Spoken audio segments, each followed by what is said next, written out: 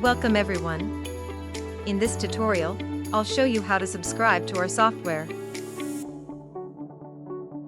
If you used up all your free analyses, Ceph Assistant offers a monthly renewing subscription plan with unlimited cephalometric analyses and full functionality. This subscription plan is tailored for individual users, so if you would like to subscribe as a group, please contact us for a custom offer. Click on Subscribe, then choose whether you would like to invoice as an individual or as a company.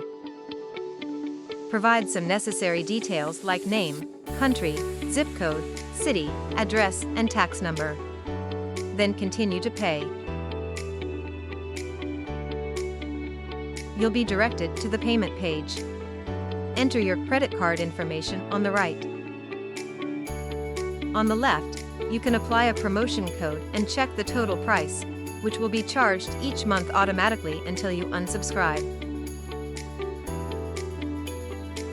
To modify your account, click on Profile.